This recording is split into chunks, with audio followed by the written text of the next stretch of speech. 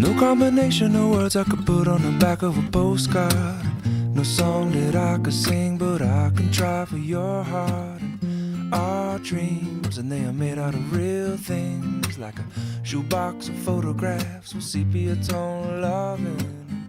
Love is the answer, at least, for most of the questions in my heart. Like, why are we here and where do we go, and how come it's so hard? And it's not always easy, and sometimes life can be deceiving. I'll tell you one thing, it's always better when we're together. It's always better when we're together. Yeah, we'll look at them stars and we're together. Well, it's always better when we're together. Yeah.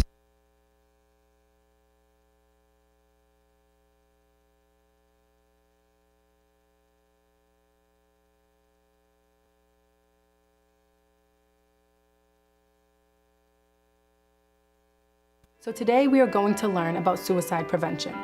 It can be a difficult topic to think about, but it's important we learn how to help each other. If it gets too overwhelming, reach out to a trusted adult. Some of the scenes in this video may not match your life right now. The time you spend in school might look a little different, or you may be watching this from home. But the steps you take to help yourself or a friend are exactly the same. Just remember ACT. Acknowledge signs of suicide in a friend. Show a friend that you care. Tell a trusted adult. It just might save someone's life. My name is Ellie Peltola. I am 20 years old and I was adopted in Brazil. I had a really good childhood. I've lived in a lot of different countries, a lot of different states. In the second grade, we moved across the country and I've been living here ever since. The summer going into fifth grade, we met at a dance audition. We've been friends ever since. Ellie and I were kind of crazy children. We used to make these little music videos. From the beginning, she was a joy. I had a lot of friends, enjoyed connecting with other kids of her age. I remember from a very young age always being very insecure and always not liking how I looked. Every little thing that people could pick apart about me is what they would do, and it really, really got to me. I was bullied really bad, and because of that, I felt so worthless. I felt like nobody loved me. I didn't care about my hygiene. I didn't care about what I was wearing. I literally just didn't care. When I'm depressed, I physically cannot get out of bed, and I feel sick to my stomach. I started to hurt myself when I was around 12 years old, and it became a really big struggle of mine. I felt like because I hated myself so much, I felt like I needed to punish myself because I didn't feel like I was worthy and I didn't feel like I was deserving of having a body with no scars on it. So I put myself in situations that I was not comfortable with, but I did it because I felt like I needed to feel wanted by at least one person. The substance abuse, I was using that to feel numb, and there have been times where it's put my life in danger. Some warning signs that I saw early on was that she didn't really have a plan for the future. She started becoming very angry. She would, every time we tried to talk to her, she would just close the door, bang the door. And a little bit more withdrawn and into herself and hiding in her room. You know, she would just tell me things like she didn't want to live or like she didn't want to be here. It's really intimidating to go to get help. That's like an understatement. Like, it is so hard to admit that you have a problem and to be able to ask someone if they can help you. It was late at night and Ellie called me talking about how she was about to kill herself. And I was really scared, I was really nervous. And I went to my mom crying and I asked her for help, and my mom texted her parents. So that's when we got into action to try to find ways to help her. When she asked me not to tell anybody, I would either be like, oh yeah, sure, I'm not gonna tell anybody and tell somebody, or I would just tell her straight up and be like, hey, I have to tell somebody so you can get better and so you won't be in this position anymore. To be honest, I was mad at her for about a week. It really didn't last that long. And in the end, I thanked her because she saved my life. I think I was a friend. I think that's what I did. It was so beneficial having that one person who, you know, she didn't understand what I was going through, but she never left my side.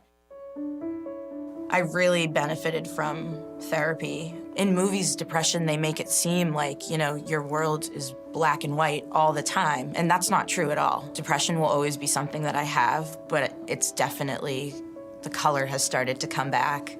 I still live my life authentically, having depression.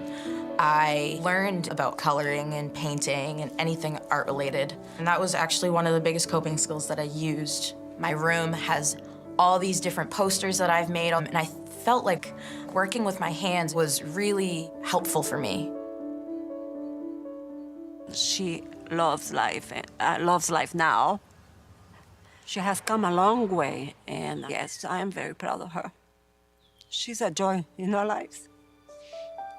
I think she has already proven that she can live and others can live with mental health challenges. Because without the help, my daughter wouldn't be here now. And I won't be here to tell you the story about how wonderful daughter she is. I had a really hard time seeing that there were people out there who loved me. And I think that that is a really big thing to remember, is that you are loved. A lot of people worry that if they go tell an adult on their friend, that their friend's going to be really mad at them. And the thing is, sometimes friends are a little upset at first, but usually in the long run, people feel super grateful that someone cared enough to get them help.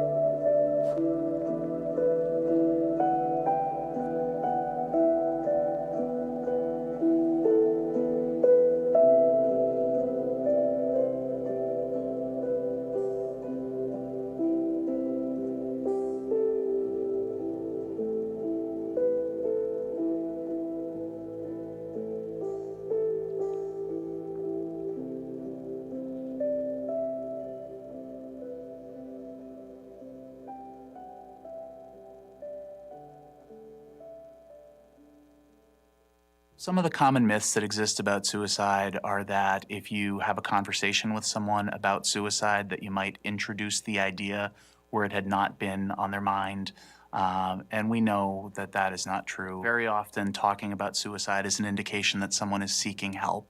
So the majority of people who are thinking about suicide have something like depression, either depression or some other mental health condition going on. Depression is definitely something that is treatable, and people get, feel much better afterwards. So there are different ways that people can feel better. One of them is by taking medication. Sometimes it's also by going to counseling and talking to someone to talk through problems or to think about other ways to cope. So some healthy coping strategies would be connecting with others. So making sure that you're not isolating yourself, but that you're spending time with your friends. Exercising as well. So if you're an athlete, just making sure that you're continuing to take part in those activities, as well as journaling. So if you're someone who likes to write, using that as a mode of self-expression.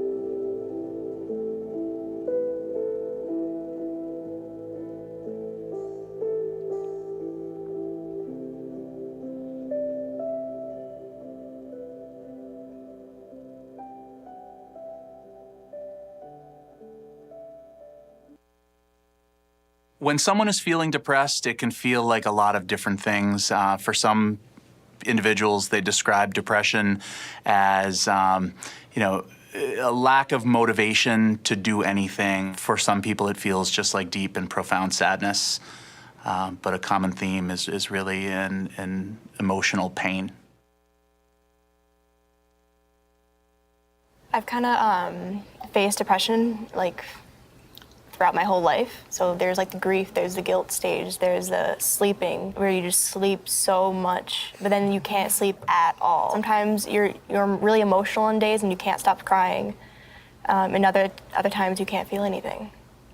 For me, when my depression hits, it often, when I'm around friends and stuff, on the outside, I look just fine. I'm lively and I'm outgoing, but it's when I get home and I'm alone with my thoughts and my feelings that I really just become a completely different person, that sort of the stuff on the inside starts coming out. It's important to recognize that mental health is similar to physical health in that it's something that we've got to be proactive in taking care of. Someone had the flu, someone had pneumonia, someone broke a limb, they would go see the doctor, they'd be treated. When someone is struggling with mental health disorders, it's really important to seek treatment. I had a couple friends who really loved and supported me. One of my closest friends, she went to my high school counselor and was like, hey, my friend Connor, he's feeling really down about this and his whole life, and he needs help. And that really helped me out of my I felt like I was stuck in a hole and I couldn't dig out. But he sort of helped me figure my way out. I asked someone who I knew was in therapy. I was realizing that, things weren't getting better, with my depression and my self-harm, and I had to do something about it. And I went and I asked her, how did you get into therapy? Because at that point I was in college, and the college offered counseling. And she really pushed me, because I wasn't sure. She told me to get an emergency evaluation. I didn't want to go, and she dialed the phone of the counseling center on my phone and hit dial and handed me that phone, and essentially kind of like forced me to take that phone call, and I went in, and that little gesture was what started my treatment. I honestly think if that wasn't for her, I wouldn't have gone sooner, and I feel like I owe her almost everything. It was years until I was able to finally reach out and get the help that I needed. And I found others like me, and I found great solace in seeing that I'm not the only one who goes through this, and that, if anything, the experiences I've gone through have made me stronger as a person today. What it was me learning to just accept who I am and being okay with who that was. To get to a place where I could actually go to therapy and talk about the issues that were really deeply bothering me, and being with other people who understand what you're going through is so valuable, and it makes you feel really less alone. I felt relieved. I felt like, wow, finally, I'm not carrying this burden on my own. Finally, someone's able to listen to me. Finally, someone who knows what this is. There's a name for it, that other people deal with it. If I could go back and tell myself one thing, I would tell myself to be kinder to myself, be kinder to me, and to treat myself the way I treat my best friend, with all the love and care, and to remember that it's okay to take care of yourself. I would tell myself that you should have got help earlier. I would tell myself that it's okay to feel what I'm feeling, and that it's okay to tell someone else what I'm feeling, and it's okay to open up both to myself and to others. I would tell myself that the bravest thing you could ever do is get help.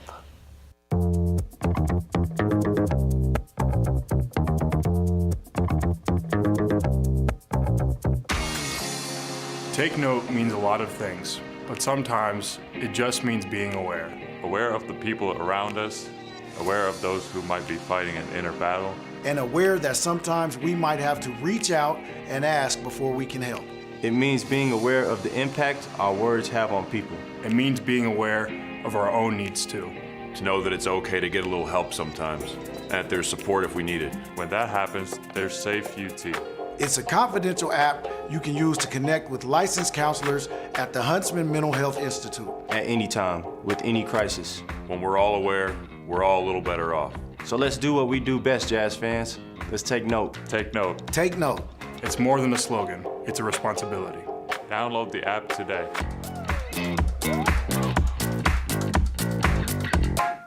Hi, I'm sadness. Fear. Loneliness. We're things everyone feels, and that's okay. But you do not have to feel us alone. With Safe UT, you can talk to real, licensed counselors about whatever is troubling you, whenever it's troubling you, at no cost. Safe UT can help you meet many of the challenges you're facing. Whether you're struggling with depression, not feeling good enough. Need someone to talk to? Worried about your own safety, or concerned about a friend. Parents and guardians can use the app to understand how to better talk with kids, teens, and college students in their life. To start a chat, tap here. Type your concern, thoughts, or questions, and hit send. You'll be connected to licensed counselors at the Huntsman Mental Health Institute who care for and want to support you. Available 24/7. You can also submit a confidential tip. To submit a tip, just tap here. Tell us your concern. Review your tip summary and hit submit. You can even include photos. Anyone who works at school, attends school, or cares for someone at school can send tips. All tips are immediately reviewed by crisis counselors. Non-urgent tips are sent daily to appropriate school administrators. while counselors use their best judgment on involving law enforcement for the more serious tips. If you're struggling and need to hear a real voice, tap to start a call. You'll talk to certified crisis workers who staff the Utah Crisis Line. Whatever you say in chats, tips, or calls is confidential. Licensed counselors are trusted adults and only share relevant information when you or someone you know is at risk of harm. We'll always encourage you to make connections with other people in your life who you can trust. The app offers password protection on your old chats and tips, which you can see by hitting this button here. Safe UT is here to listen, support, and hopefully introduce you to a few of our friends. Hope. Safety. And confidence. So, however you're feeling, there's a way to talk about it. Download Safe UT today. Download the app today. Learn more at safeut.org.